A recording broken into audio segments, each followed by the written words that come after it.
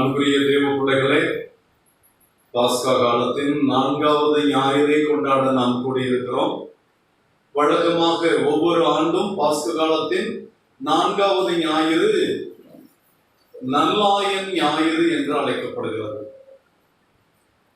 இன்று தாய் திருச்சபை இந்த 4வது ஞாயிறை தேவ அழைத்தல் ஞாயிறும் என்றும் கொண்டாடுகிறது. இந்த நல்லாயன் ஞாயிறு, தேவ அழைத்தல் ஞாயிறு, இந்த இரண்டும் நமக்கு காட்டுகின்ற உண்மை என்ன என்றால், நமக்காக உயிரை கொடுத்து நம்மீது கொண்ட பேரன்பில் வாழ்கிற கடவுள், அவர் ஒரு நல்ல ஆயனை போல தன் மந்தையை அறிந்து மந்தையை பாதுகாக்க, மந்தைக்கு எதிராக வருகின்ற புலியோ கரடியோ ஓனாயோ எதுவென்றாலும் அதோடு போராடி தன்னுடைய ஆட்டு மந்தையை அது காப்பான். தன் சொந்த ஆடுகளை, அந்த ஆடுகளுக்கு உரிமையாக இருக்கிற ஆயன் எவ்வளவு பாதுகாப்பானோ அதை விட மேலாக நம் கடவுள் தன் உயிரையே கொடுத்து நம்மை காத்தவர் என்பதைத்தான். அந்த உயிர்த்த ஆண்டவர் யார் என்றால் அவர் நல்ல ஆயன். யோவான் நற்செய்தி 10ஆம் அதிகாரம் முழுவதுமே நல்ல ஆயன் நானே, என் ஆடுகளை நான் அறிவேன்.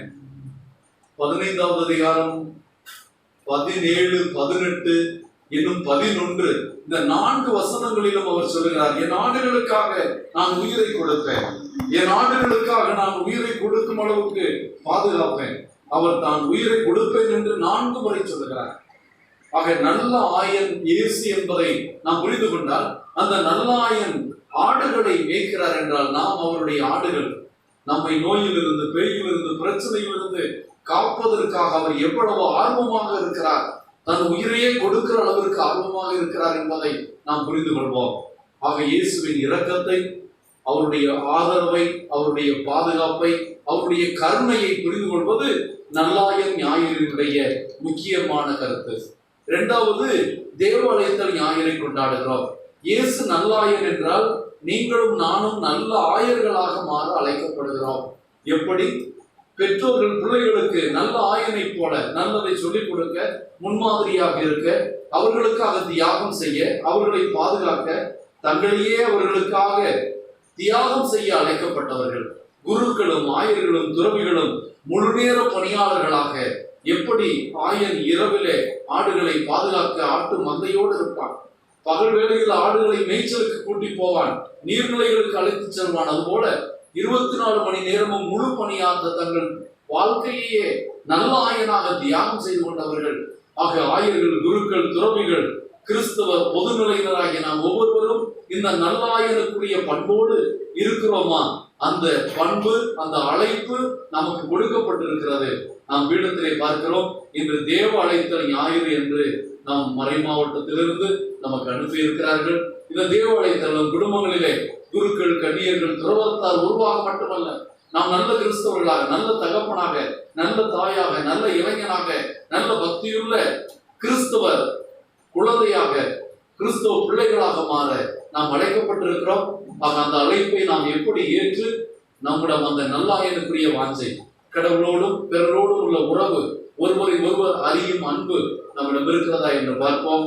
நல்லாயனுக்குரிய குணங்கள் நம்மிடம் இல்லை என்றால் ஆண்டவரிடம் மனவருந்தி, நல்லாயனாக இருக்கிற எங்கள் ஆண்டவரே, நான் ஒரு தாயாக, தந்தையாக, குழந்தையாக, மகனாக, மகளாக, இளைஞனாக, இளம்பெண்ணாக எனக்குள் உம்மிடம் இருந்த அந்த நல்லாயனுக்குரிய வாஞ்சையை, அந்த கடமையை ஆற்றும், உண்மையே தியாகம் செய்கின்ற அந்த வாஞ்சையை நானும் பெற்றுக்கொள்ள உதவும் என்று மன்றாடி மனமுறுதி மன்னிப்பு கேட்போம்.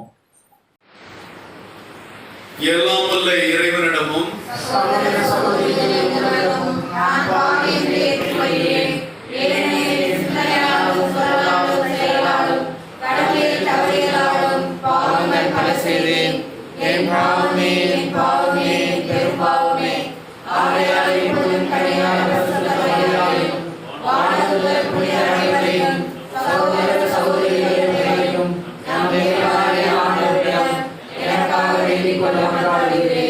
எல்லாம் உள்ள இறைவன் மீது இரக்கம் வைத்து நம் பாவங்களை எல்லாம் மன்னித்து நம்மை முடிவில்லாத வாழ்வுக்கு அழைத்து செல்வாராக. என்றென்றும் உள்ள எல்லாம் உள்ள இறைவா, வாழ்வின் ஊற்றும் தூய்மையின் தொடக்கமுமான தண்ணீரின் வழியாக உன் மக்கள் புனிதமடைந்த நிலைவாழ்வின் கொடைகளை பெற வேண்டும் என்று திருவுளமானீரே, இத்தண்ணீரை புனிதப்படுத்தியருள உம்மை வேண்டுகிறோம். ஆண்டவரே, உமது நாளாகி என்று உமது அருட்காவலை பெற விரும்புகிற உன் பிள்ளைகளுக்கு வாழ்வழிக்கும் அது அருளின் ஊற்றினை உங்கள் புதுப்பித்தருளும். இத்தண்ணீரினால் எங்கள் உள்ளத்தையும் உடலையும் தீமை அனைத்திலுமிருந்தும் காத்தருள்வீராக. இவ்வாறு நாங்கள் தூய இதயத்துடன் உம்மை அனைவரும் உமது மீட்பு பெற்றுக் கொள்ளவும் தகுதி பெற வேண்டும் என்று எங்கள் ஆண்டவராகிய இயேசு கிறிஸ்து வழியாக மன்றாடுகிறோம். ஆண்டவரே, எல்லாம் உள்ள இறைவா, உம் மக்களின் வேண்டுதல்களை கனிவாய் கேட்டருளும். நீர் தண்ணீர் வளம்பெற அதில் உப்பிட வேண்டும் என்று இறைவாக்கினர் எலிசா வழியாக கற்பித்தேன். இந்த உப்பை பரிமன்போடு ஆசீர்வதிக்க உம்மை தாழ்மையாயும் வேண்டுகிறோம்.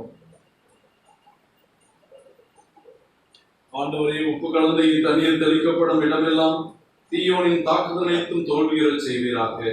மேலும் பரிசுத்த ஆவியானவர் எழுந்தருளி எங்கள் அனைவரையும் இடையராது காத்தருள வேண்டும் என்று எங்கள் ஆண்டவராகிய கிறிஸ்து வழியாக மன்றாடுகிறோம். ஆண்டவரே,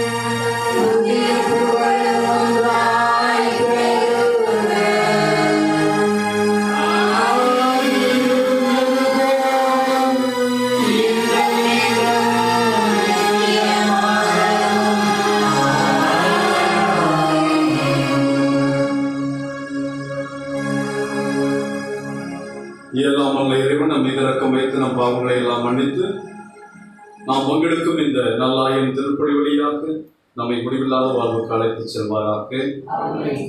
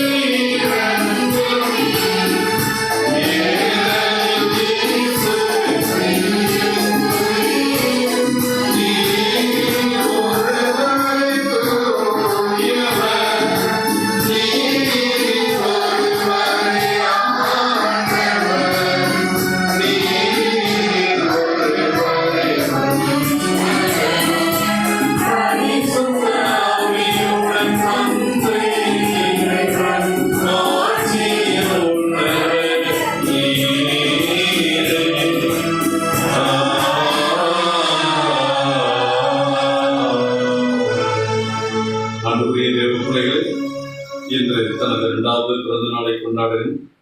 மெர்லின் சகாயராஜ் அமலபுஷ்பம் இவர்களுடைய பேரன். இவருக்கு இறைவனுடைய அருளும் ஆற்றலும் கிடைக்கவும், பெற்ற நன்மைகளுக்கு நன்றிப்படியாகவும், அனைவருக்கும் நல்ல சுகம் வேண்டியும் இந்த திருப்படியை ஒப்புக் கொடுக்கிறார்கள். நல்லாயன் ஞாயிறு அன்று நாம் உலகில் வாழும் எல்லா மக்களும் கொரோனா தொற்றிலிருந்து பாதுகாக்கப்படவும், கொரோனா பாதிக்கப்பட்ட தேவ பிள்ளைகள் அற்புத விதமாக அதிலிருந்து விடுதலை பெற்று எந்தவித அழிவுக்கும் உள்ளாகி விடாமல் இருக்க மாற்றம் தர வேண்டும். நல்லாயன் ஆண்டவரிடம் நம் இரக்கத்திற்காக வேண்டி ஜெபிப்போம். ஜெபிப்போமாக. என்றென்றும் உள்ள எல்லாம் வல்ல இறைவா, விண்ணவரின் மகிழ்ச்சியில் நாங்களும் பங்கு கொள்ள எங்களை அழைக்க திருவுளமானி.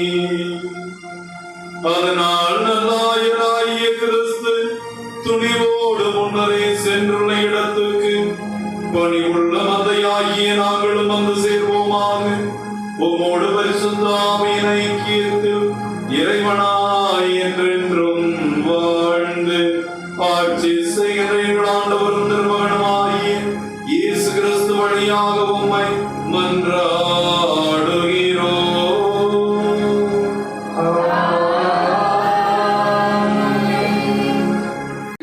பேதுரு தூய ஆவியால் ஆட்கொள்ளப்பட்டு கூறியது: மக்கள் தலைவர்களே, மூப்பர்களே, உடல் நலமற்றிருந்த இவருக்கு நாங்கள் செய்த நற்செயல் எப்படி நிகழ்ந்தது என்பதை குறித்து நாங்கள் இன்று விசாரணை செய்யப்படுகிறோம். நாசரேத்து இயேசுவின் பெயரால் இவர் நலமடைந்து நம்முடன் இருக்கிறார். இது உங்கள் எல்லாருக்கும், இஸ்ரேல் மக்கள் அனைவருக்கும் தெரிந்திருக்கட்டும். நீங்கள் இயேசுவை சிலுவையில் அறைந்தீர்கள், ஆனால் கடவுள் இறந்த அவரை உயிருடன் எழுப்பினார். இந்த இயேசுவே கட்டுகிறவர்களாகிய உங்களால் இகழ்ந்து தள்ளப்பட்ட கல், ஆனாலும் முதன்மையான மூளைக்கல்லாக விளங்குகிறார். இவராலே அன்றி வேறு எவராலும் மீட்பு இல்லை. ஏனென்றால் நாம் மீட்பு பெறுமாறு வானத்தின் கீழ் மனிதர்களிடையே இவரது பெயரின்றி வேறு எந்த பெயரும் கொடுக்கப்படவில்லை. இது ஆண்டவரின் அருள்வாக்கு. பக்கம் 39 பாடல் 75. பக்கம் 39 பாடல் 75.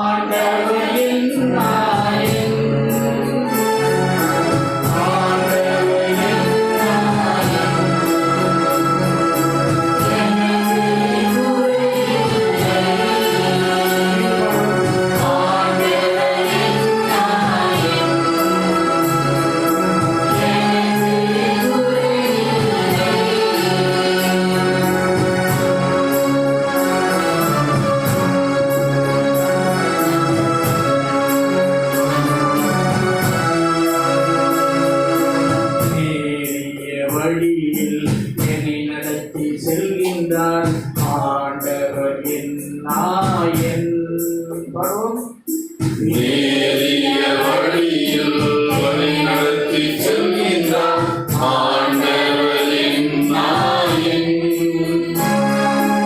இருள் சூழ்ந்த பள்ளத்தாக்கில் ஆண்டவர் என் நாயன். பாடுவோம்.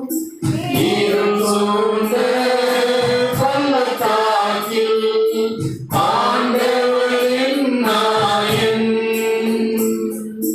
நடக்க நேர்ந்தாலும் பயமில்லை ஆண்டவர் என் நாயன்.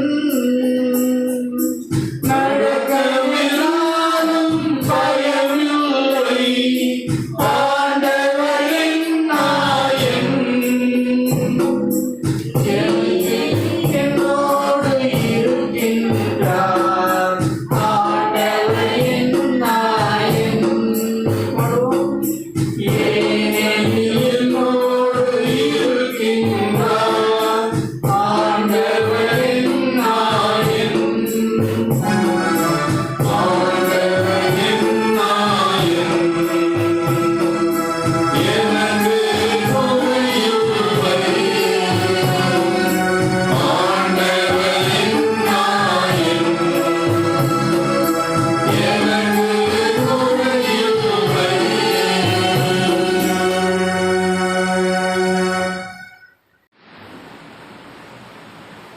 இரண்டாம் வாசகம். கடவுள் இருப்பது போல் அவரை காண்போம். திருத்தூதர் யோவான் எழுதிய முதல் திருமுகத்திலிருந்து வாசகம். அதிகாரம் 3.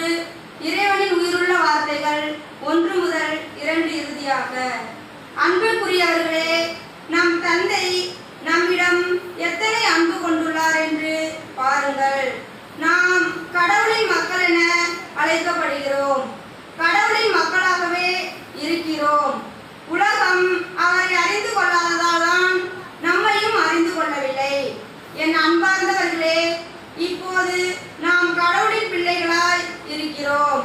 இனி எத்தன்மையராய் இருப்போம் என்பது இன்னும் வெளிப்படவில்லை. ஆனால் அவர் தோன்றும் போது நாமும் அவரை போல் இருப்போம். ஏனெனில் அவர் இருப்பது போல் அவரை காண்போம். இது ஆண்டவர் வழங்கும் அருள்வாக்கு. அனைவரும் எழுந்து நிற்போம்.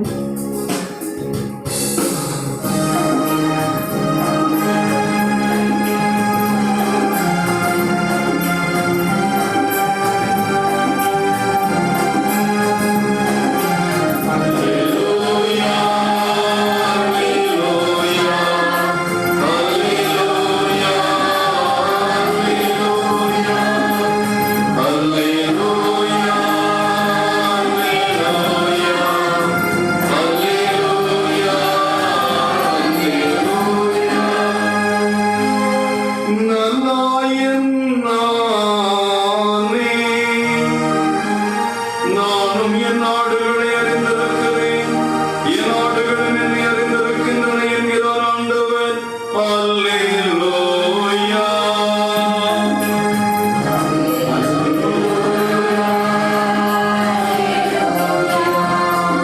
அல்லேலூயா.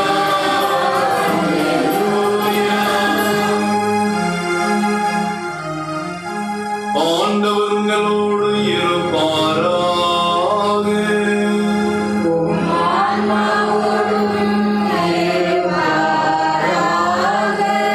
யோவான் எழுதிய தூய நற்செய்தியிலிருந்து வாசகம்.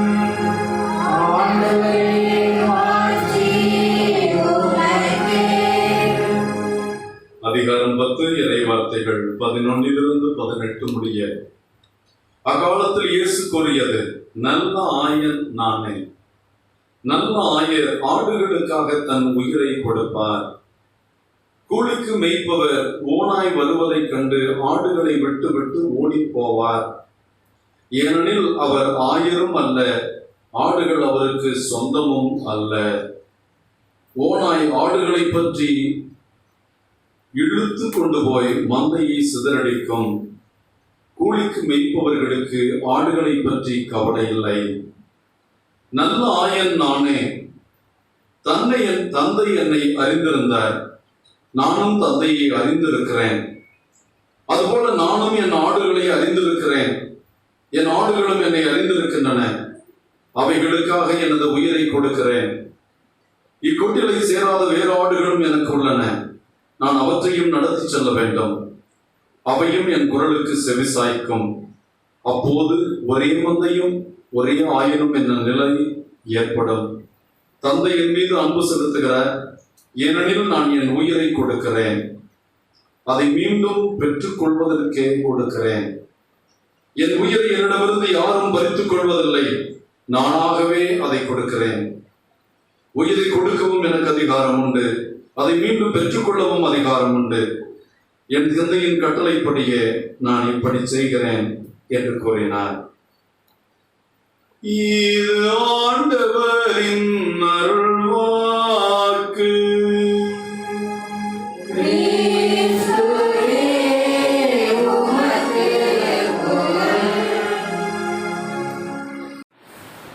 ஆண்டவர் இயேசு கிறிஸ்துவில் எனக்கு மிகவும் பிரியமான சகோதர சகோதரிகளே, இன்று தாய் திருச்சபை பாஸ்கா காலத்தின் 4வது ஞாயிறு. இந்த ஞாயிறை நல்லாயன் ஞாயிறு என்று கொண்டாடுகிறது. வருடம் வருடம் பாஸ்கா காலத்தின் 4வது ஞாயிறு நல்லாயன் ஞாயிறாக கொண்டாடப்படுகிறது. இயேசுவினுடைய பாடுகள், அவருடைய மரணம், அவருடைய உயிர்ப்பை தியானித்த திருச்சபை ஒரு நல்லாயன் தன் மந்தைக்காக என்ன செய்வான் என்பதை இயேசு நிறைவாக செய்திருக்கிறார். யோவான் நற்செய்தி 10வது அதிகாரத்திலே நானே நல்லாயன், என் ஆடுகளுக்காக என் உயிரை கொடுக்கிறேன் என்று சொன்ன ஆண்டவர் அதை தன் ஆடுகள் மீட்பதற்காக, தன் ஆடுகளை கடவுளோடு சேர்ப்பதற்காக, தன் ஆடுகள் பாவத்தில் அழிந்து போய்விடாமல் இருப்பதற்காக அவர் தன்னையே அழித்து கொண்டு நம்மை மீட்டிருக்கிறார் என்பதை உணர்ந்து உலகம் முழுவதும் இந்த 4வது ஞாயிறானது பாஸ்கா காலத்தில் குட் ஷெப்பர்ட் சண்டே, நல்லாயன் ஞாயிறு என்று கொண்டாடப்படுகிறது. இந்த நல்லாயனுடைய குணம் அல்லது நல்லாயனுடைய மாதிரி தான் ஒரு ஆயனுக்கோ, ஒரு குருவுக்கோ, ஒரு துறவிக்கோ, திருமுழுக்கு பெற்ற ஒரு கிறிஸ்தவனுக்கோ சிறந்த அடையாளம், சிறந்த மாதிரி என்பதனால் இந்த ஞாயிற்றுக்கிழமை தேவ அழைத்தல் ஞாயிறு. குருக்களாக மாற விரும்புகிறவர்கள், கன்னியர்களாக மாற விரும்புகிறவர்கள், துறவிகளாக மாற விரும்புகிறவர்கள், இன்னும் பொது பணிக்கு அருட்சகோதரர்களாக போக விரும்புகிறவர்கள் தங்களை கடவுளுக்கு அர்ப்பணிக்க நாம் ஜெபிக்க அழைக்கப்படுகிறோம். தேவ அழைத்தல் மிக முக்கியம். தேவ அழைத்தல் என்பது குருவாவதும் துறவிகளாவதும் மட்டுமல்ல, ஒரு நல்ல அப்பாவாவதும், ஒரு நல்ல அம்மாவாவதும், ஒரு நல்ல பெற்றோர்களாக இருப்பதும், நல்ல இளைஞனாக, பாவத்திற்கு பலியாகி விடாத இளைஞனாக, இயேசுவுக்குரிய இளைஞனாக வாழ்வதும் ஒரு தேவ அழைத்தல் தான். கடவுள் நம்மை எந்த பணிக்காக அழைத்திருக்காரோ அந்த பணியில் நிறைவோடு இருப்பதும், ஆக அந்த பணியை கடவுளுடைய மகிமைக்காக செய்வதும், கடவுள் நமக்கு கொடுத்திருக்கிற எல்லா வரங்களையும் பயன்படுத்தி அதில் முழு வெற்றி பெறுவதும் தேவ அழைத்தல் ஞாயிறினுடைய 2வது நோக்கமாக இருக்கிறது.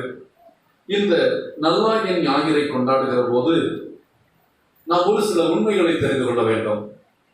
நான் ஒரு கிராமத்தில் பிறந்தவன். நான் சிறுவனாக இருக்கும்போது எங்கள் வீட்டிலேயே நிறைய எருமை மாடுகளும் இருக்கும், பசுமாடுகள் இருக்கும், வண்டி மாடு இருக்கும், வெள்ளாடுகள் வளர்ப்பார்கள், அதுபோல செம்மறி ஆடுகள் வளர்ப்பார்கள். இதை பார்த்துக் கொள்வதற்கு வீட்டிலே ஒரு வேலையாளும் இருப்பார். இது போன்ற எங்கள் ஊரிலே யாதவாஸ் என்று அழைக்கப்படுகின்ற இடையர்கள், கோணார்கள் நிறைய பேர் இருக்கிறார்கள். ஒவ்வொரு வீட்டிலுமே அவர்களெல்லாம் நூற்றுக்கணக்கான ஆடுகளை, செம்மறி ஆடுகளை, வெள்ளாடுகளை வைத்திருப்பார்கள். இந்த ஆடுகள், நூற்றுக்கணக்கான ஆடுகளையும் இவர் கையிலே ஒரு கோலை ஏந்தி அதிலே தூக்குச்செடியிலே மதிய உணவை எடுத்துக்கொண்டு முன்னே போய் கொண்டிருப்பார். அத்தனை ஆடுகளும் அவர் பின்னால் போவதை நான் பார்த்திருக்கிறேன். அதுபோல அந்த ஆடுகள் ஒரு இடத்தில் நிற்க வேண்டும் என்றால் அவர் போய் ஒரு மரத்தடியில் உட்கார்ந்தால் அவரை சுற்றி அந்த ஆடுகள் போய் உட்கார்ந்து கொள்வதை பார்த்திருக்கிறேன். அவர் அதற்கெல்லாம் ஒரு விசில் கொடுப்பார். அவர் கொடுக்கிற சயன், அவர் அடிக்கிற விசில் வேகமான விசில் என்றால் அதற்கு ஒரு இயக்கம் இருக்கும்.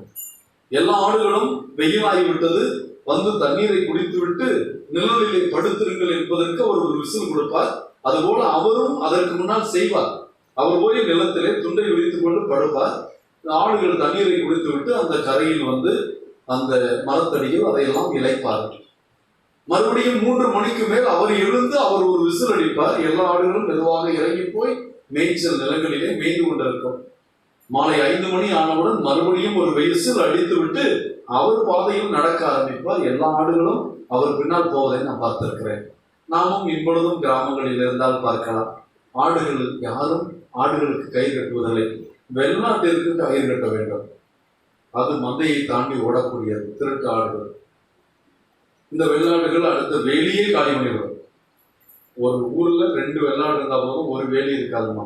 ஆனால் நல்ல ஆயன் என்று சொல்கிறவர் செம்மறி ஆடு. இந்த செம்மறி ஆட்டை பற்றி இன்றைய இளைஞர்களுக்கு வேண்டும் என்றால் தெரியாமல் இருக்கலாம். கம்ப்யூட்டர் பற்றி தெரியும், ஸ்மார்ட் போன் பற்றி தெரியும். செம்மறி ஆடுகள், மண்வெட்டி, களக்கொட்டு இதெல்லாம் இவர்களுக்கு என்னவென்றே தெரியாமல் போகக்கூடிய ஒரு வாய்ப்பு கூட இருக்கிறது. நம் பிள்ளைகள், படிக்கிற பிள்ளைகள், அவர்களை வயலுக்கு கூட்டி போகக்கூடாது என்றெல்லாம் நினைக்கிறோம். வாழ்வின் ஆதாரங்களை நம் பிள்ளைகள் தெரிந்து கொள்ள வேண்டும். வெயிலில் நின்று அவர்கள் கஷ்டப்பட வேண்டும். நெத்தி வியர்வை நிலத்தில் விழ வேண்டும். வாழ்வின் பலனை அவர்கள் உணர வேண்டும். ஆகவே இந்த நல்லாயன் என்ற அந்த கூற்றை பார்க்கிற போது நான் பார்த்த அந்த இடையர்கள், யாதவாஸ் என்று அழைக்கப்படுகிற இடையர்கள், அந்த ஆட்டோடு வைத்திருந்த உறவை பார்க்கிறேன். அந்த இடையர் போகிற போது ஒரு ஆட்டை கையில் வைத்து, குட்டியை கையில் வைத்திருப்பார். இன்னொரு குட்டியை இன்னொரு கையில் வைத்திருப்பார். இன்னொரு குட்டி தோளில் இருக்கும். நான் கேட்பேன், ஏன் இது நடக்குமே, ஏன் தூக்கி செல்கிறீர்கள்? இல்ல, இந்த காலு இந்த ஆட்டுக்கு புரிஞ்சு போச்சு, நொண்டி ஆடு, ஆகவே அதை நான் சுமக்கிறேன். இந்த ஆடு சென ஆடு, நடக்க முடியல, ஆகவே அதை நான் என் தோளில் சுமக்கிறேன். ஆக நொண்டி ஆடுகளை, காயப்பட்ட ஆடுகளை, செனை ஆடுகளை அதனுடைய கஷ்டத்தை உணர்ந்து சுமக்கிறவனாக ஒரு இடையன் இருப்பான். இந்த பின்னணியை நீங்கள் புரிந்து கொண்டால் இயேசு நானே நல்ல ஆயன் என்று சொல்வதற்கு என்ன அர்த்தம் என்று தெரியும். இன்றைய நற்செய்தி பகுதி 3 ஆண்டுகளும் நாம் முதல் ஆண்டு, 2ஆம் ஆண்டு, 3ஆம் ஆண்டு, பாஸ்கு காலத்தின் 4வது ஞாயிறில் இந்த 10வது அதிகாரம் தான் நமக்கு தரப்படுகிறது. அந்த 10வது அதிகாரம் யோவான் நற்செய்தியில நானே நல்லாயன் என்றுதான் தொடங்குகிறது. இந்த நல்லாயனை பற்றிய குணங்கள் எல்லாம் இருக்கிறது. நமக்கு கொடுக்கப்பட்டிருக்கிற 11லிருந்து 18 வரை உள்ள வசனங்களில் மட்டுமே 11வது வசனம், 15வது வசனம், 17வது வசனம், 18வது வசனம், 4 வசனங்களிலே அவர் நல்ல ஆயன் தன் ஆடுகளுக்காக உயிரை கொடுப்பார் என்று 4 முறை சொல்லுகிறார். ஆக தன்னுடைய நோக்கமே என் ஆடுகளுக்காகத்தான். இந்த ஆட்டுப்பட்டி நான் இஸ்ராயல் நாட்டிற்கு டூர் அழைத்து சென்றிருக்கிறேன். ஆக இந்த நல்லாயனுடைய தன்மையை அந்த இஸ்ராயல் மக்கள் புரிந்து கொண்டதை அவர் எப்படி பயன்படுத்தி அவர்களுக்கு போதித்தார் என்று பார்க்க நான் எங்கள் டூர் கைடிடம் கேட்டேன். ஒரு நாள் எங்களை நீங்கள் நாங்கள் இரவு உணவை முடித்தவுடன் காரில் அழைத்து செல்ல வேண்டும். ஆடுகள் வைத்திருக்கிற இடையர்கள், யூத இடையர்கள் ஆடுகளை எப்படி பட்டியில் அடைத்திருக்கிறார்கள் என்று காட்ட வேண்டும் என்று ஒரு குழுவிற்கு காட்டுவதற்காக சொன்னேன். அவர்களுக்கு அதில் அக்கறை இல்லை, இதைத்தான் எங்க ஊர்லயே பார்த்திருக்கோமே அப்படின்னு சொல்லிட்டாங்க. ஆனா எனக்கு இந்த நற்செய்தியின் பின்னணியிலே பார்க்க வேண்டும் என்ற ஆசை. அங்கே அவர்களுடைய பட்டி எப்படி இருக்கும் என்றால், சுற்றி வர அவர்கள் கல்லால் சுவர்களை வைத்திருப்பார்கள். கட்ட மாட்டாங்க, கல்லால் அடிக்கி மட்டுமே வச்சிருப்பாங்க. அந்த வாயில் மட்டும் எதுவுமே கதவே இருக்காது. அந்த பட்டியின் வாயில் திறந்தே இருக்கு. நம்மன்னா ஆட்டுக்குட்டியை போட்டு ஒரு கதவை வச்சு பூட்டிடுவோம். அந்த பட்டியல மட்டும் அப்படி இருக்கு. ஏன் அப்படின்னா அந்த ஆட்டை மேய்க்கிறவர் அவருடைய வீடு பக்கத்திலேயே இருக்கும். ஒரு செட்டு இருக்கும். அந்த ஆட்டின் உரிமையாளர் அந்த பட்டி நுழைவதற்காக அந்த கதவு வைக்க வேண்டிய இடத்துல இவர் கட்டிலை போட்டு படுத்திருக்கிறார். ஒண்ணு ஓநாய்கள் உள்ளே போய் தாக்கினாலும் இவரை தாக்கி இவரை கொண்டு விட்டு தான் போக முடியும். அல்லது ஒரு ஆடு வெளியே தப்பி செல்வது என்றாலும் இவரை தாண்டித்தான் செல்ல வேண்டும். என் உயிர் மீது என் உயிரை நான் பணயம் வைத்து என் ஆடுகளை காக்கிறேன் என்பதை நான் அங்கே பார்த்தேன். நீங்க போய் the image of good shepherd and the cattle or the way to the cattle என்று போட்டு பாருங்கள். அங்கே இயேசு குச்சியை வைத்துக் கொண்டு உட்கார்ந்திருப்பார், இன்னொரு இடத்துல படுத்துக் கொண்டிருப்பார். இடையர்கள் படுத்திருப்பதை நீங்கள் பார்க்கலாம். ஆக இந்த உருவகங்கள் நமக்கு எதை சுட்டி காட்டுகின்றன என்பதை தெரிந்து கொள்ள வேண்டும். மறுபடியும் நான் உங்களுக்கு சொல்வது, நான் நல்ல ஆயன் என்று சொல்கிறார். இந்த நல்ல ஆயனுக்கான குணங்கள் என்ன? அதுல இயேசு சொல்கிறார், நான் என் ஆடுகளை அறிவேன். I know my sheep. நான் என் ஆடுகளை அறிவேன். அறிதல் நம்ம உடல்லையே அறியக்கூடிய உறுப்பு எதுன்னா நம்ம உடனே மூளைன்னு சொல்லுவோம். அது அறிவை சிந்திக்கக்கூடிய உறுப்பு. அது அனலிட்டிக்கல் இன்ஸ்ட்ருமெண்ட் அல்லது அனலிட்டிக்கல் பார்ட் ஆஃப் த பாடி. ஒன்றை சீர்தூக்கி பார்க்க, ஏன் என்று கேட்க, இப்படி சிந்திக்கக்கூடிய உறுப்பு. ஆனால் அறியக்கூடியது, அறிவு என்பது அனுபவம். அந்த அறியக்கூடிய உறுப்பு இதயம். அப்ப இயேசு என்ன சொல்ற, நான் என் ஆடுகளை அறிவேன் என்றால் இயேசு தன் இதய அன்போடு தன் ஆடுகளோடு இருக்கிறார். இந்த அறிதல் என்ற உணர்வு, நோயிங். நாம் ஆதாம் ஏவாளை படைத்தவன், ஆதாம் ஏவாளை அறிந்தான், அவர்களுக்கு குழந்தை பிறந்தது என்று விவிலியத்தில் எழுதியிருக்கிறார்.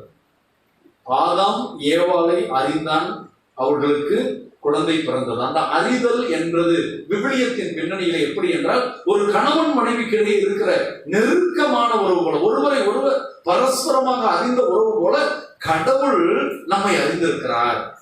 அவருடைய அறிவிலிருந்து உருவாகிற உறவு நெருக்கம், எந்த விதமான இடைவெளியும் இல்லாமல் நெருக்கமான உறவு. ஆக நல்ல ஆயனுக்கு அடிப்படையான முதல் குணம் தன் மந்தைகளை அறிவது. எந்த ஆட்டுக்கு உடல் நலம் இல்லை, எந்த ஆட்டிற்கு வழி இல்லை, எந்த ஆடு திருட்டு ஆடு, எந்த ஆடு திமிரிக் கொண்டு ஆடுகிறார், எந்த ஆட்டுக்கு கால்கட்டு போட வேண்டும், எந்த ஆட்டுக்கு ஊசி போட வேண்டும், எந்த ஆடு சினையாவதற்கு தயாராக இருக்கிறது, இதையெல்லாம் அறிகிற அளவிற்கு அவன் நெருக்கமாக பழகுவான். அவன் மந்தைகளோடு அவன் பேசுவான். தட்டி கொடுப்பது ஒரு பேச்சு, விசிலடிப்பது ஒரு பேச்சு, அதை தூக்கி தோளில் சுமப்பது ஒரு பேச்சு. அவன் படுத்திருக்கும் போது அந்த ஆடுகள் சுத்தி வந்து உட்காரும் போது அவன் பேசுவான். அறிதல். இந்த அறிதலில் இருந்துதான் என் ஆடுகள் எனக்கு மிக முக்கியம். எபிரேயர்கள் திருமுகத்துல கடவுள் நம்மை எல்லாம் வெளியேற பெற்றவர்களாக பார்க்கிறார். எந்த அளவுக்கு வெளியேற பெற்றவர்களாக பார்க்கிறார் என்றால், தன்னுடைய ஒரே பேரான மகனுடைய இரத்தத்தை விலையாக கொடுத்து வாங்குகிறார். We are people purchased by the most precious blood of Jesus. இயேசுவின் விலை மதிப்பில்லாத இரத்தத்தை விலை கொடுத்து வாங்கப்பட்டவர்கள். ஆக அது எதை குறிக்கிறது? இயேசு நல்லாயனாக தன்னை பலி கொடுத்து, தன்னை உயிரை கொடுத்து நம்மை மீட்டு கடவுளுடைய மந்தையாக்கி இருக்கிறார். ஆக இஸ்ரவேல் மக்களுக்கு இது என்ன தெரியும்? எப்படி போதித்தார்கள்? நமக்கு புரிவதை விட அந்த இஸ்ராயேல் மக்களுக்கு இன்னும் இந்த நல்லாயன் ஓமை நன்றாக புரியும். ஏனென்றால் நாம் எசேக்கியேல் புத்தகம் 34வது அதிகாரத்திலே பார்க்கிறோம். ஆண்டவர் இஸ்ராயேலுடைய ஆயர்கள் கெட்ட ஆயர்களாக, சுயநலவாதிகளாக மாறிவிட்டார்கள். நீங்கள் என் மந்தையை சிதறடித்தீர்கள், என் மந்தையின் கொழுத்த ஆடுகளை அடித்து உண்டீர்கள், என் மந்தையை சிதறடித்தீர்கள், ஓநாய்கள் வந்தபோது விட்டு விட்டு ஓடிவிட்டீர்கள், கூலிக்கு மேய்க்கிறவர்களே, பொறுப்பற்றவர்களே, உங்களுக்கு ஐயோ கேடு என்று சொல்லி நாமே நல்ல ஆயனாக வருவோம் என்று எசேக்கியேல் 34 வாசிக்கிறோம். எரேமியா புத்தகம் 23 மறுபடியும் நல்ல ஆயன் என்பவன் யாவே இறைவன் இஸ்ராயேல் மக்கள் மீது கொண்டிருந்த அந்த உறவுக்கு அடிப்படையானது. யாவேதான் நல்ல ஆயன், நாங்கள் ஆயனுடைய நல்ல மந்தைகள் என்று யாவே இறைவனை ஆயனாகவும் தங்களை மந்தைகளாகவும் பார்த்து பழகி போனவர்கள். ஆக எங்களுக்கு யாவேயே ஆயனாக வருவார் என்று மெசியாவின் வருகைக்காக காத்திருந்தவர்கள். ஆகவேதான் சொல்லுகிறார், நானே நல்லாயன் என்று சொன்ன போது அந்த யூதர்களுக்கு கோபம் வந்திருக்கும். நீ சூசையின் மகன், மரியாளின் மகன், நீ தச்சன், எங்களுக்கு தெரியும், நீ எப்படி நல்லாயன் என்று சொல்லலாம்? நீ நல்லாயன் என்று சொல்லும் போது நீ யாவையோடு உன்னை இணைத்துக் கொண்டாய். தந்தை கடவுள் யாவையோடு நீ இணைத்திருக்கிறாய், உன்னையோ ஒப்புவாக்கி கொண்டாய். நீ தேவதூஷணம் பேசுகிறாய். நீ யார் என்று எங்களுக்கு தெரியும். நீ எப்படி சொல்லலாம் நான் யாவேயினுடைய நல்ல ஆயன் என்றால் யாவேயால் அனுப்பப்பட்ட ஆயன் என்று நீ எப்படி சொல்லலாம் என்றுதான் இயேசு மீது கோபம் கொள்கிறார்கள். ஆனால் இயேசு அவர்கள் கோபத்தையோ எதிர்ப்பையோ பொருட்படுத்தவில்லை. உண்மையை உறக்க சொல்லி அவர்கள் மனதிலே பதிய வைக்கிறார், நான் நல்ல ஆயன். ஆக இயேசு இறப்பதற்கு முன்பு இது சொன்னது. யோவான் 10வது அதிகாரத்திலேயே இயேசு இறப்பதற்கு முன்பே சொன்னார், நல்ல ஆயன் உயிர் கொடுப்பார், நல்ல ஆயன் தன் உயிரை பணயம் வைப்பார், நல்ல ஆயன் ஆடுகளை அறிவார். ஆக தன் நண்பனுக்காக உயிரை கொடுப்பதை விட மேலான அன்பு இல்லை என்றவர் ஒரு நல்ல ஆட்டுக்குட்டியாக நம்மை பார்ப்பதனால், அவர் நல்ல ஆயனாக இருப்பதனால் அவர் சிலுவைக்கு போனார், மரித்தார் என்று நாம் பார்க்கிறோம். ஆக அன்புக்குரிய தேவ பிள்ளைகளை, இந்த 4வது வாரத்துல நாம் புரிந்து கொள்ள வேண்டிய உண்மை எல்லாம், இன்று நாம் எதற்கு பயப்படுகிறோம், அஞ்சுகிறோம், நிலையற்ற நிலையில் இருக்கிறோம், பதறுகிறோம். There is anxiety, uncertainty, there is fear. இது எல்லாம் இருப்பது நம்முடைய பாதுகாப்பு உறுதி இல்லாமல் இருக்கிறது. இன்று காலை 34 வயது என்னோடு குருமடத்தில் படித்த தம்பித்துறை என்ற கோவை மறைமாவட்ட குருமானவர் ஜோதிபுரம் பங்கிலே இப்பொழுது பங்கு தந்தையாக இருக்கிறார். 3 நாட்களுக்கு முன்னால் அவருக்கு லேசாக காய்ச்சல் இருந்திருக்கிறது. ஒரு மாத்திரை போட்டு தூங்கிவிட்டார், நன்றாக இருந்திருக்கிறாரு. காலையிலிருந்து மதியம் வரை ஒன்றுமே இல்லை. மாலையானதும் அவருக்கு லேசாக தும்மல் வந்திருக்கிறது, சளி போல தெரிந்திருக்கிறது. இரவு மறுபடியும் மாத்திரை போட்டு தூங்கிவிட்டார். இன்று காலை எழுந்திருக்கிறார். காலை 7-8 மணிக்கெல்லாம் அவருக்கு நெஞ்சு அடைப்பது போல இருந்திருக்கிறது. அவரால் இருமி மூச்சு தாங்க முடியாமல், மூச்சு விட முடியாமல் மருத்துவமனை கொண்டு போயிருக்கிறார்கள். 10 மணிக்கு இறந்து போயிருந்தார். 34 வயது. இவர் எப்படிப்பட்டவர் என்றால், நம் ஊரில் நான் சிலவரிடம் பேசுகிறேன், நமக்கெல்லாம் வராது சாமி, சும்மா பேசுறாங்க சாமி, புருடா விடுறாங்க, கொரோனான்னு ஏமாத்துறாங்க. எலெக்ஷன் வரைக்கும் எங்க இருந்துச்சு, எலெக்ஷன் முடிச்ச உடனே மட்டும் ஊரடங்கு. இந்த ஊரடங்கு இதெல்லாம் அரசியல். அன்புக்குரியவர்களே, கொரோனா போயிருச்சு வந்துருச்சுன்னு சொல்றதெல்லாம் இல்லை. இப்ப இன்னைக்கு வரைக்கும் ஒன்றும் பிரச்சனை இல்லை, நாளைக்கு மட்டும் ஊரடங்குன்னு சொல்றதுல என்ன இருக்கு அப்படின்னா, ஞாயிற்றுக்கிழமைனா எல்லாரும் ஃப்ரீயா போவாங்க, எல்லாரும் சினிமா தியேட்டருக்கு போவாங்க, எல்லாரும் மார்க்கெட்டுக்கு போவாங்க, எல்லாம் கடைக்கு போவாங்க, எல்லாம் லீவு நாள் குடும்பத்தோட போவாங்க. அதை கட்டுப்படுத்தினா பரவுறது குறைங்கிறதுனால இப்ப ஞாயிற்றுக்கிழமை கட்டுப்படுத்துறாங்க. இந்த அளவுக்கு இன்னும் அதிகமாக பரவுச்சுன்னா வாரமுள்ளா கட்டுப்படுத்துவாங்க. அப்ப மனிதர்கள் ஒருவர் சந்திக்கும் போது நாம் முகக்கவசம் அணியாமல் இருந்தால் நாம் நம்மை அறியாமல் ஒரு தீமையை நாம் வீட்டுக்கே கொண்டு வருகிறோம். அல்லது பணிக்கு செல்கிறவர்கள் பாதுகாப்பு இல்லாமல் வீட்டுக்கு வந்தால் நாம் கொண்டு வருகிறோம். ஆகவே அச்சப்பூட்டக்கூடிய இந்த அச்சத்துல நாம் இருக்கிறோம். காரணம், இன்று எப்படி நமக்கு ஆபத்து வரும், நம் வீட்டுக்கு விட்டு வெளியே போகிற பிள்ளைகள், வெளிநாட்டில் இருக்கிற பிள்ளைகள் பாதுகாப்போடு இருக்கிறார்களா? இந்த பாதுகாப்பை கடவுள் உறுதி செய்யவில்லை என்றால் என் வாழ்க்கை, என் குடும்பம் என்ன ஆகும்? என் குடும்பத்தில் இருக்கிற யாருக்காவது ஏதாவது நிகழ்ந்து விட்டால் எப்படி இருக்கும்? இன்றைக்கு அந்த தம்பித்துறையினுடைய தாயும் தந்தையும் எப்படி துடித்திருப்பார்கள்? நேற்று பேசினேன் என் பிள்ளைகிட்ட, இன்னைக்கு இப்படி ஆயிடுச்சு. இதுதான் மனித வாழ்க்கையா? என்னுடைய பாதுகாப்பற்ற நிலையா? இந்த உலகத்துல நம்ம பாதுகாப்பாவே இல்லை. நம்ம காற்று மாசுபட்டு இருக்கிறது, தண்ணீர் மாசுபட்டு இருக்கிறது. இப்பொழுது உலகமெல்லாம் கொரோனா என்ற கிருமி பரவி இருக்கிறது. எனக்கே ஆச்சரியம். போன வாரம் ஒருத்தர் சென்னையில இருந்து என்னை கூப்பிட்டாரு. நம்ம கோயிலுக்கு வந்துட்டு போயிருக்காரு. போன வருஷத்துக்கு முந்தின வருஷம் கொரோனாவுக்கு முன்னாடி அவர் கூப்பிட்டு சொன்னாரு, சாமி, இந்த கொரோனா காலத்துல கடவுள் எனக்கு பெரிய ஆசீர்வாதம் கொடுத்திருக்காரு. இந்த கொரோனா கவர்மெண்ட், தமிழ்நாடு கவர்மெண்ட்டுக்கு நான் ஒரு முக்கியமான டிஸ்ட்ரிபியூட்டர் இருப்பார். இந்த மாஸ்க் தயாரிக்கிற ஒரு கம்பெனி ஆரம்பிச்சு 1 வருஷத்துல நான் பெரிய அளவுல வளர்ச்சி அடைஞ்சிட்டேன் சாமி அப்படின்னா. அதனால நம்ம திருத்தலத்துக்கு வந்ததுக்கு அப்புறம் தான் எனக்கு ஆசீர்வாதம். கொரோனா அவருக்கு ஆசீர்வாதம் இல்லை, கொரோனாவினால் வந்த ஒரு வாய்ப்பு அவருக்கு ஆசீர்வாதமாக அமைந்தது. அதனால உங்களுக்கு எத்தனை மாஸ்க் வேணும்னு சொல்லுங்க சாமி, அரிமளம் பங்குக்கு உங்களுக்கு நான் அனுப்பி விடுறேன் அப்படின்னா. நீங்க சாமி பயப்படாம கேளுங்க, 1 லட்சம் கேளுங்க, நான் அனுப்பி விடுறேன். 50,000 கேளுங்க, அனுப்பி விடுறேன். அதெல்லாம் எனக்கு வேண்டாம், ஒரு 1000 அனுப்பி விடுங்க. அவர் 2000 மாஸ்க் அனுப்பி விட்டுருக்காரு. அதனால இந்த மாஸ்க் இருக்கு. போகும்போது உங்க வீட்டுல 4 பேர் 3 பேர் இருந்தீங்கன்னா அதை எடுத்துட்டு போங்க. வேணுங்கிற அளவுக்கு நம்மகிட்ட 2000 மாஸ்க் இருக்கு, வாங்கி பாதுகாப்பாரு. நான் ஏன் இந்த பாதுகாப்பை பற்றி சொல்லும் போது, நல்லாயனுடைய முக்கியமான ஒரு கொடை நமக்கு பாதுகாப்பளிப்பது, தன் மந்தைகள் அழிந்து விடாமல் காப்பது, எந்த தீமையும் வந்து விடாமல் காக்கின்ற தன்மை, அவருடைய கருணை, அவருடைய இரக்கம். நம்ம என்ன செய்யலாம்? என் மக்களுக்கு நான் என்னால முடிஞ்சதை என்ன செய்யலாம்? ஒரு பெற்றோர்கள் 24 மணி நேரம் அதுதான் நினைக்கிறீங்க. என் பிள்ளைகளுக்கு நான் என்ன செய்யலாம், இன்னும் என்ன செய்யலாம். ஒண்ணு செஞ்ச உடனே நம்ம திருப்தி அடைகிறதே இல்லை. இன்னும் என்ன செய்யலாம்? நான் சாகிறதுக்கு முன்னாடி என் பிள்ளைகளுக்கு அவருடைய எதிர்கால பாதுகாப்பு எல்லாத்தையும் உத்தரவாதம் செய்துவிட்டு நான் போனால் நிம்மதியாக இருப்பேனே. இது ஒரு நல்லாயனுக்குரிய குணம். இப்படி ஆசிரியர்கள், அரசு தலைவர்கள், அரசியல்வாதிகள் எல்லாருக்கும் இந்த குணம் வந்து விட்டார், இந்த உலகம் நன்றாக இருக்கும். அதைத்தான் சொல்கிறார், இது உருவாகிவிட்டால் ஒரே ஆயனம் ஒரே மந்தையுமாக பாதுகாக்கின்ற மக்களாக, பாதுகாக்கப்பட்ட மக்களாக நாம் ஆண்டவருக்குள் வாழ்கிற ஆசிரியர் கிடைக்கும் என்கிறார். அப்படிப்பட்ட ஆசீர்வாதத்திற்காக ஜெபிப்போம். நாம் பங்குல தேவாலயத்திற்காக மன்றாடுவோம். 10 ஆண்டுகளாக போகிறது. இன்னும் ஒரு குஞ்சு கூட நான் சாமியார் ஆகணும், நான் சிஸ்டர் ஆகணும்னு சொல்லக்கூடிய அளவுக்கு ஆன்மீக வளர்ச்சியற்று போயிருக்கிறோம், வறட்சியில இருக்கிறோம். கோயிலுக்கே வராதவங்க சாமியார் எப்படி ஆவாங்க? கோயிலுக்கு போகணுங்கிற ஆற்றலே இல்லாதவங்க, அதனுடைய முக்கியத்துவம் தெரியாதவங்க எப்படி சாமியார் ஆவாங்க? தேவ பிள்ளைகளை நீங்க பெற்றவங்க, உங்களுக்கு அந்த ஆர்வம் வரலன்னா பிள்ளைகளுக்கு வராது. சின்ன வயசுல டாக்டர் ஆகணும், என்ஜினியர் ஆகணும், நீ பைலட் ஆகணும்னு சொன்னீங்களே, யாராவது எத்தனை பேர் நீ ஒரு நல்ல சாமியார் ஆகணும்டா, நீ ஒரு நல்ல சிஸ்டர் ஆகணும் அப்படின்னு பிள்ளைகளுக்கு சொல்லி சொல்லி வளர்த்த பெற்றோர்கள் எத்தனை பேர்? நம்ம கிட்ட இல்லைன்னா, சட்டியில இல்லைன்னா ஆப்பையில வராது. ஆண்டவர் இது இந்த நாளிலேயாவது நாம் தியானிக்க தேவாலயத்தை, என் குடும்பத்துல இருந்து ஒரு குருவானவர் வந்தா அது எவ்வளவு பெரிய ஆசீர்வாதம், எவ்வளவு பெரிய கிருபை.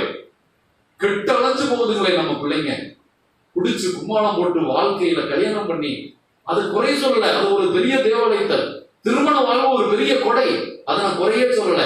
ஆனா திருமண வாழ்விற்கு ஏற்ற அளவில தேவாலயத்தர்களும் உருவாக வேண்டும்.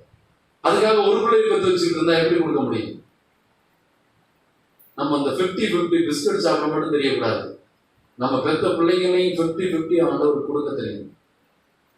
எல்லா பிள்ளையும் எனக்குன்னு வச்சுக்கிட்டு சுயநலவாதிகளா, ஒரு பொம்பளை பிள்ளை ஒரு ஆம்பளை பிள்ளை, அது உனக்கு, கடவுளுக்கு இன்னொரு பொம்பளை பிள்ளை இன்னொரு ஆம்பளை பிள்ளையை பெற்று அதை உருவாக்கி ஆண்டவருக்கு கொடுக்கிற பிள்ளைகளாக மாறுங்க. எங்க அம்மா அப்பா அப்படி நினைக்கிறேன்னா இன்னைக்கு உங்களுக்கு பங்குசாமியார் இல்லை, எனக்கு பங்குசாமியார் இருந்தவங்க அப்படி இல்லைன்னா இன்னைக்கு இல்லை. அப்ப நமக்கு இருக்கிற வாய்ப்பு, இந்த தேவாலயத்தில் நினைக்கும் போதெல்லாம் சாமியார் சிஸ்டம் மட்டும் நினைக்காதீங்க. இப்ப வேதியர் கல்யாணம் பண்ணாரு, அவர் ஏன் போய் ஒரு வேதியருக்கு படிச்சாரு? அவர் வேதங்களை போதிக்கிறவராக இருந்தார். இன்னைக்கு எல்லாரும் அங்க உட்கார்ந்து இருக்கலாம், ஏன் அங்க ஒடியாரு? அவர் ஒரு பாட்டு போட்டு மக்களை பாட வைக்கிறது. அது மாதிரி கிறிஸ்தவர் நீங்க இருக்கிறீங்க. இந்த ராணி எல்லாம் மருந்த நிலையில என்ன பண்ணலாம்? பெண்களை கூப்பிட்டு மரியாதை செய்ய ஆரம்பிக்கலாம். அவங்க அப்படி ஆர்வமா இருந்தவங்களுக்கு ஏன் இல்லாம போகுது? நம்ம என்ன செய்யலாம்? இறை வார்த்தையை சொல்வதற்கு மாதாவோட சூசையப்பரோட சேர்ந்து இயேசுவின் வார்த்தைகளை சொல்ல, நம்ம ஊரை இன்னும் ஆன்மீகப்படுத்த, ஒழுங்குபடுத்த என்ன செய்யலாம்? இப்படி நம்மளா செய்யலாம். நான் ஒரு மரியாதை, எங்க ஊர் மரியாதை சேனை தொடங்குற மாதிரி ஒரு நாள் வந்து எங்களுக்கு பேசி ஆரம்பிச்சு வைக்கணும். அரிமளத்துல மரியாதை சேனை, சிராயம்பட்டியும் அரிமளத்துல வாழ்றவங்களாம் சேர்ந்து இங்க ஒரு மரியாதை சேனை தொடங்குவோம். இப்படி நீங்க முயற்சி எடுக்கணும். இதுதான் தேவாலயத்தில் கடவுள் கொடுக்கிற அழைப்பை நாம் ஏற்று செய்யணும். நம்மளை பார்த்து நம்ம பிள்ளைங்க மாறும். நம்ம ஒவ்வொருத்தரும் இந்த திருச்சபையை கட்டியெழுப்ப நல்லாயனாக என்ன செய்யலாம் என்று யோசிக்க வேண்டிய வாரம். இயேசுவிடமிருந்தே இந்த குணத்தை கற்றுக்கொள்வோம். இயேசு ஒருவரே நல்ல ஆயன், நிறைவாழ்வை பெற்றுக்கொள்ளக்கூடிய ஆயன். ஆண்டவருக்குள் நிறைவாழ்வு வாழ்வது என்பது இறந்த பின்பு மோட்சத்தில் வாழ்வது நிறைவாழ்வு அல்ல. ஆண்டவருக்கு நேற்று இன்று நாளை என்று கிடையாது. அவர் எப்பொழுதும் இருக்கிறவர். Here and now. இறையாட்சி வந்து விட்டது. அப்ப ஆண்டவருக்குள் வாழும் வாழ்வு அல்லது மோட்ச வாழ்வு, நித்திய வாழ்வுன்னா ஆண்டவருக்குள்ள வாழ்ற வாழ்வு தான் நித்திய வாழ்வு. அது இங்கேயா இருக்கலாம், மறுபடியத்துல இருக்கலாம். இப்பவே இங்கேயே என்னை மீட்ட தேவனுக்குள் மீட்கப்பட்ட பிள்ளையாக நான் வாழ்வதுதான் இரட்சணியம் என்பதை உணர்ந்து கொண்டு நல்லாயன் நம்மை மீட்க ஆசைப்படுகிறார். நல்லாயன் ஆண்டவர் எனக்கு என்ன குறைவு. சங்கீதம் 23 வீட்டுல போனோம்னா யாராவது உங்க பிள்ளைங்களை எடுத்து வாசிச்சிருக்காங்க, அருமையான செய்யலாம். என் ஆயன் ஆண்டவர் எனக்கு என்ன குறைவு. பசும்புல் மேய்ச்சலை அவர் இளைப்பாற செய்கிறார், நீரோடைகளுக்கு என்னை இட்டு செல்கிறார். எனக்கு என்ன குறைவு. அதைத்தான் தியான பாட்டுல பாட்டு. அந்த சங்கீதம் 23 எடுத்து படிச்சு பாருங்க. இயேசு ஆண்டவர் உங்களை, உங்கள் குடும்பத்தை, உங்கள் குடும்பத்து பிள்ளைகளை வழிநடத்துகின்ற வாஞ்சையை நீங்கள் புரிந்து கொள்வீர்கள். நல்ல தேவன் நல்லாயன் போற்ற பெறுவாராக. ஆமென்.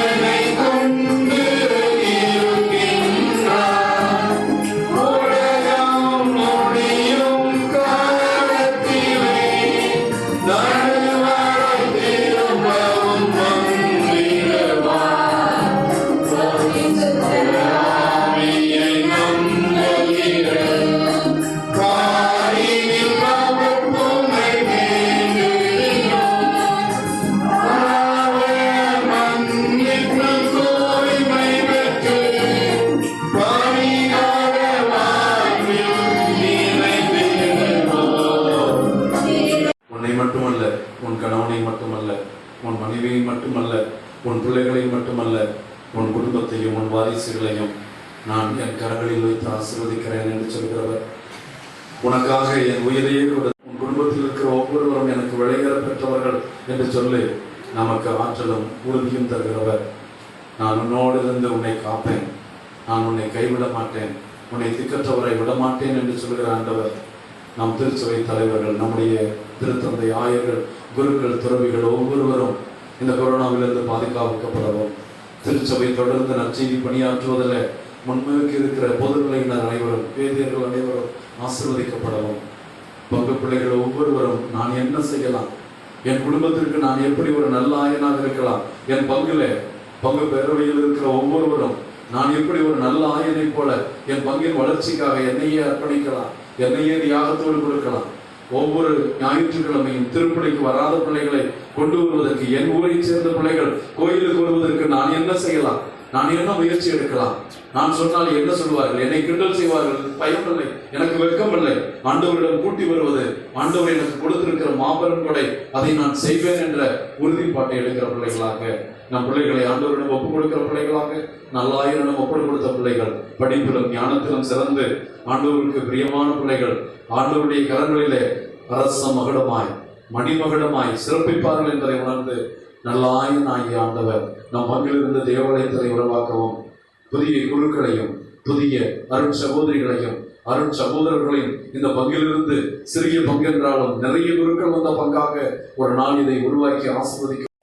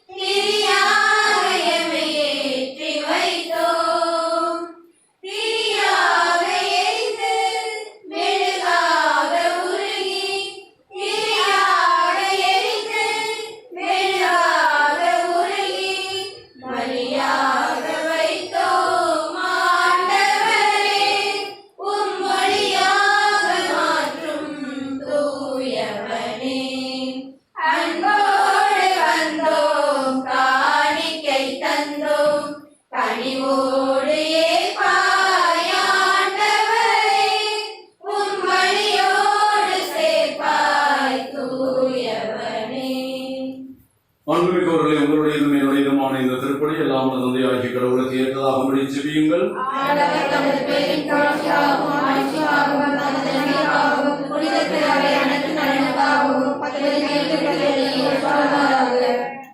இரக்கமிக்க ஆண்டவரே, புது பிறப்படைந்த மக்களின் காணிக்கைகளை தயவாய் கண்ணோக்கி அருளும். அதனால் உமது பெயரை அறிக்கையிடுவதாலும் திருமுழுக்கினாலும் புதுப்பிக்க பெற்ற நாங்கள் என்றென்றும் உள்ள உமது இரக்கத்தின் பேரினை பெற்றுக்கொள்ள அருள்வீராக. எங்கள் ஆண்டவராகிய கிறிஸ்து வழியாக உம்மை மன்றாடுகிறோம்.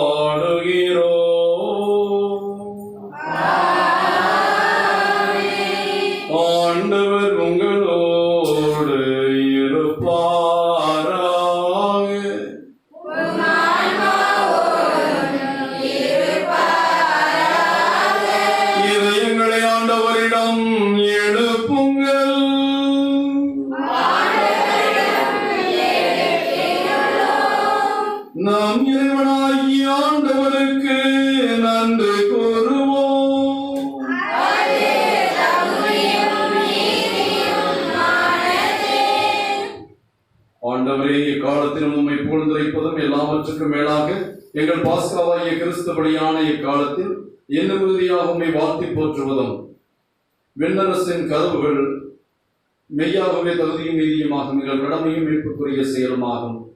கிறிஸ்து வழியாகவே ஒளியின் மக்கள் நிலைவாழ்வில் நுழைகின்றனர். விண்ணரசின் கதவுகள் நம்பிக்கையாளர்களுக்கு திறந்து விடப்படுகின்றன. ஏனெனில் சாவுக்குரிய எங்கள் வாழ்வும் அவரது சாவால் மீட்படைந்து அவரது உயிர்ப்பிலே அனைவரது வாழ்வும் உயிர்த்தலாயிற்று. ஆகவே பாஸ்கா மகிழ்ச்சி பொங்க அனைத்துலகின் மாந்தர் அனைவரும் மக்களிக்கின்றனர்.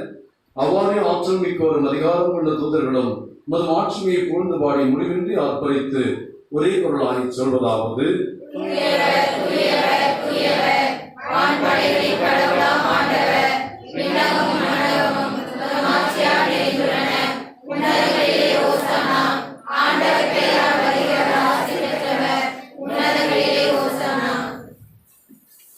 ஆண்டவரே, நீர் மெய்யாகவே தூயவர், தூய்மை அனைத்துக்கும் ஊற்று. ஆகவே உடைய பரிசுத்த ஆவியை பொழிந்து காணிக்கைகளை புனிதமாக்க வேண்டும் என மன்றாடுகிறோம். இவ்வாறு எங்கள் ஆண்டவர் இயேசு கிறிஸ்துவின் உடலும் இரத்தமுமாக இவை எங்களுக்கு மாறுவதாக. அவர் பாடுபட உளம் கணிந்து நம்மை கையளித்த போது அப்பத்தை எடுத்து நன்றி செலுத்தி அதை பிட்டு தம் சீடர்களுக்கெல்லாம் கொடுத்து அவர் கூறியதாவது: அனைவரும் இதிலிருந்து பெற்று உண்ணுங்கள், ஏனெனில் இது உங்களுக்காக கையளிக்கப்படும் என் உடல்.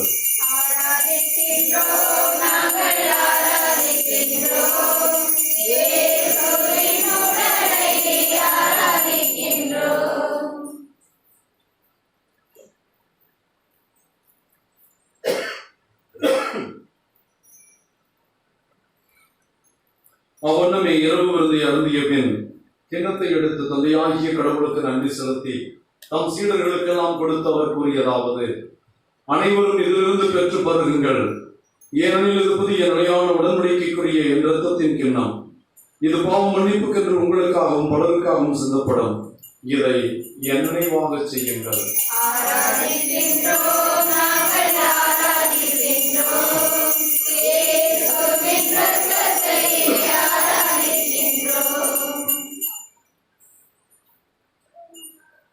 இறை நம்பிக்கையின் மறைபொருள்.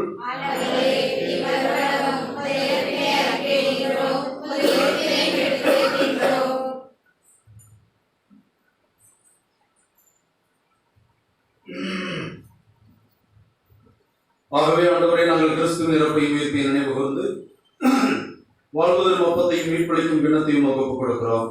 உம் திருமணம் என்று உமக்கு ஒளியும்படிய தந்துரைகளை ஏற்றுக்கொண்டு எனவே உமக்கு நன்றி செலுத்துகிறோம். மேலும் கிறிஸ்துவின் உடல் இரத்தத்தில் பங்கு உரிமைகளை தூய ஆவியார் ஒன்று சேர்க்க வேண்டும் என தாழ்மையுடன் நன்றாடுகிறோம். உலகமெல்லாம் பறந்து கிடக்கிற உம் திருச்சபைக்காக ஜெபிக்கிறோம். எங்கள் திருத்தந்தை பிரான்சிஸ், எங்கள் ஆயர் தேவதாஸ் அம்ப்ரோஸ், எல்லா திருநிலையினரையும் இந்த திருப்பணியில் கலந்து கொள்ளும் எம் பங்கு மக்களையும் எம் திருத்தல பயணிகள் ஒவ்வொருவரையும் அன்பின் நிறைவை அடைய செய்தரும். தந்தையே, உயிர் திருவோம் என்ற எதிர்நோக்கோடு துயில் கொள்ளும் எல்லா சகோதர சகோதரிகளையும் இறந்தோர் அனைவரையும் ஒளிமிக்க உம் திருமணம் ஏற்றுக்கொள்ளும். எங்கள் அனைவரும் மீதும் இரக்கமாயிரும். கடவுளின் கன்னித்தாயான மாட்சிமைக்குரிய அன்னை மரியா, அவருடைய அன்பு கணவரான எங்கள் பாதுகாவலர் கணவன் புனித சூசையப்பர், இயேசுவின் திருத்தூதர்களை உலகில் கொண்டவராயிருந்த புனிதர் அனைவரோடும் நாங்கள் நினைவாழ்வில் பங்கு கொள்ளும் தகுதி பெற்று உம் திருமணம் இயேசு கிறிஸ்து வழியாக உம்மை பூர்த்தித்து மரமரல உம்மை தாழ்மையாய் வேண்டுகிறோம். இவர் வழியாக இவரோடு இவரில் எல்லாம் இறைவனாகிய தந்தையே, தூயாவின் ஒன்றிற்கு எல்லா புகழும் ஆட்சியும் என்றென்றும் உமக்கு உரியதே.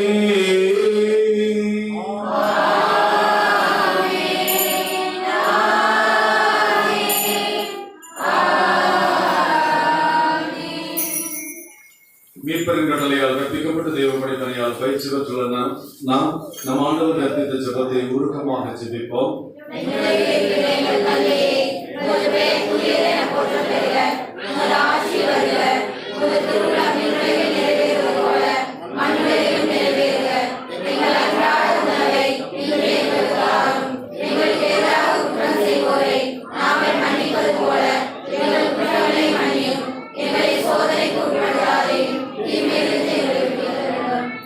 ஆண்டவரை தீமை அனைத்திலும் எங்களை விடுவித்து எங்கள் வாழ்நாளின் அமைதியை கனிவுடர்களும் மன்றாடுகிறோம்.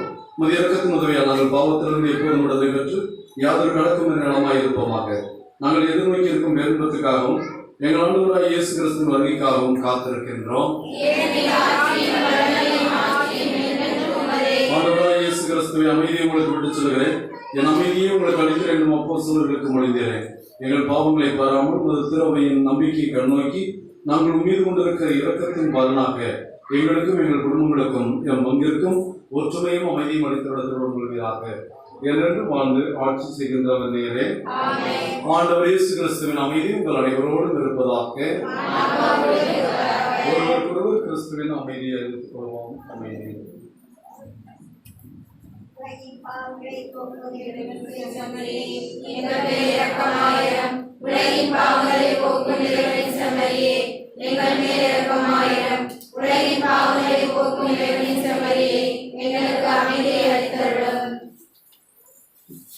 அன்பார்ந்த தேவ பிள்ளைகளே, இரக்கத்தின் ஆண்டவர் தனது இரக்கத்தை முழுமையாக கல்வாரியிலே வெளிப்படுத்தியவர். அந்த உயிர்த்த ஆண்டவர் தன்னுடைய காயங்களையும் தன்னுடைய விழாவையும் காயங்களையும் காட்டி இது இரக்கத்தின் அடையாளங்கள் என்று நம்மை அதை தொட அழைக்கிறவர். அந்த காயங்களால் நாம் குணம்பெறுவோம் என்ற மேலான விசுவாசத்தை நமக்கு வழங்குகிற தேவன் இந்த ஆண்டவரிடம் ஓடிவர அவர் காயங்களை தொட அதனால் குணம் பெற வந்திருக்கிற நாம் அனைவரும் பேறு பெற்றோர்.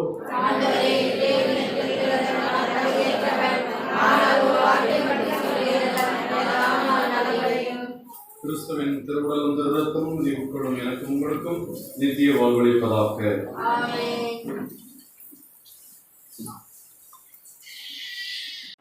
ஏப்ரல் 25ஆம் தேதி நான்காவது பாஸ்கு கால ஞாயிறு, நல்லாயன் ஞாயிறு.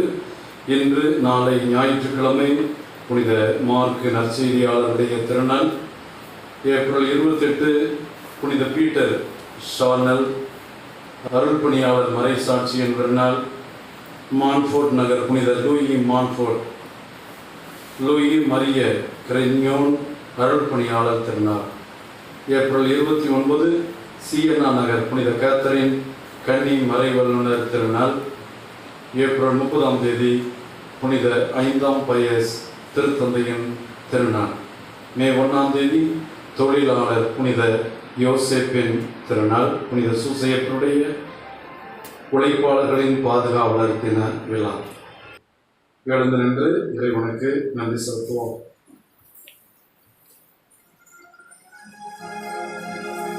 நன்றி கூறி மன்றாடுவோமாக. தம் ஆடுகளுக்காக உயிர் கொடுத்து தமது மந்தைக்காக உடன்கணிந்து உயிரை கொடுத்த நல்லாயனாகிய ஆண்டவரே, உமது மந்தையை கனிவுடன் கண்ணோக்கி அருளவும். உம்மை மீறிக்கொண்டு திருட்டு ஆடுகளாக நாங்கள் சென்றாடும் எங்களை பராமரிப்பதில் உம்முடைய கருணை தொடர்ந்து இருக்கவும். உம் திருமகனின் உயிர் மதிப்புள்ள இரத்தத்தால் மீட்கப்பட்ட ஆடுகளாகிய நாங்கள் நிலையான பசும்புல்வெளியில் நீர் கூட்டி சேர்க்கும் அருள் வரத்தை பெற்றுக் கொள்ளவும் அருள்வீராக.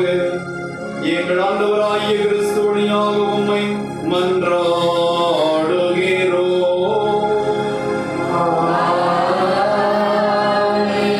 அனைவரும் முழந்தால் படியிடுவோம்.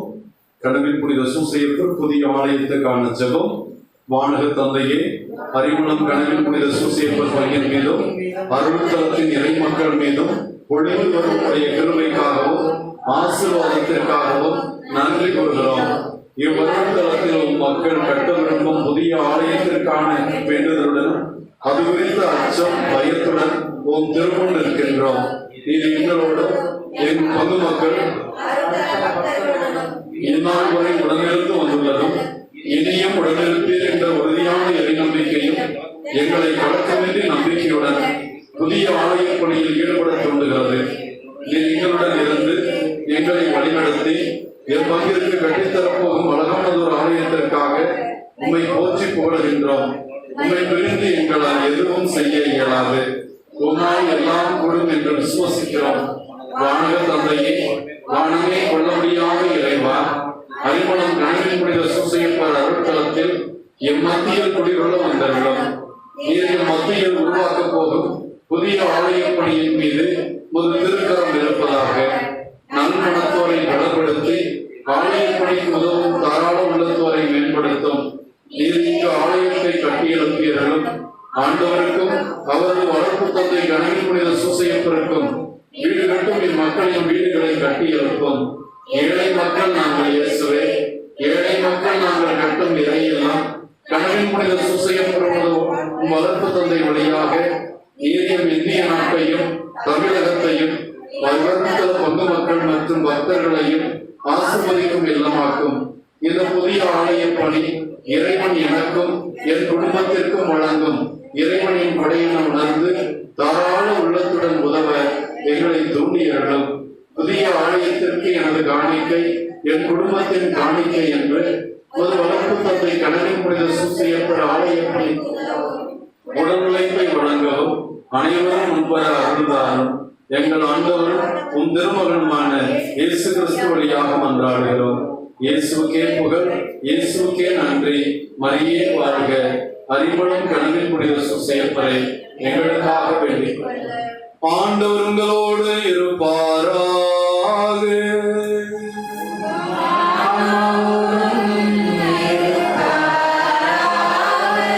எல்லாம் வல்ல இறைவன் பிதா சுதன் பரிசுத்தாவி உங்களையும் உங்கள் குடும்பங்களையும் கணவன் புனித சூசையப்பர் வழியாக நிறைவாக ஆசீர்வதிப்பாராக.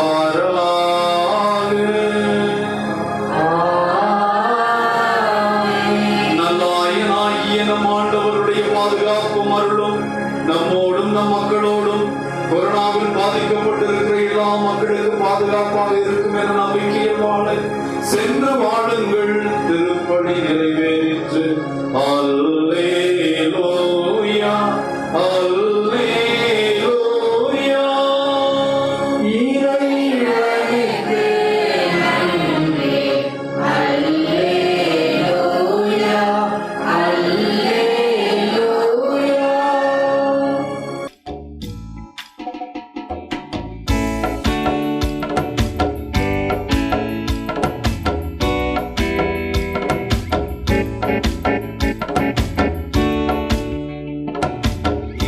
காவலாம் சூசை தந்தையின் மங்களங்கள் எங்கும் சொல்லி இங்கு பாடுவோம்.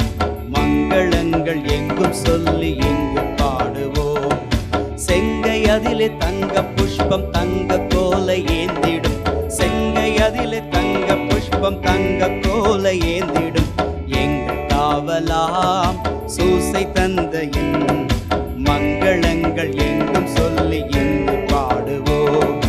மங்களங்கள் எங்கும் சொல்லி இங்கு பாடுவோம்.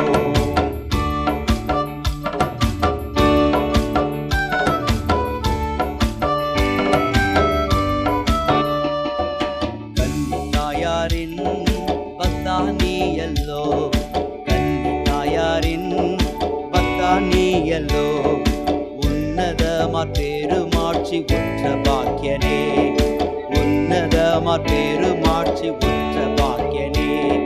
சென்னி மகுட முடிமுனைந்த மன்னர் கோத்திர மாதவா, சென்னி மகுட முடிமுனைந்த மன்னர் கோத்திர மாதவா, எங்கள் காவலா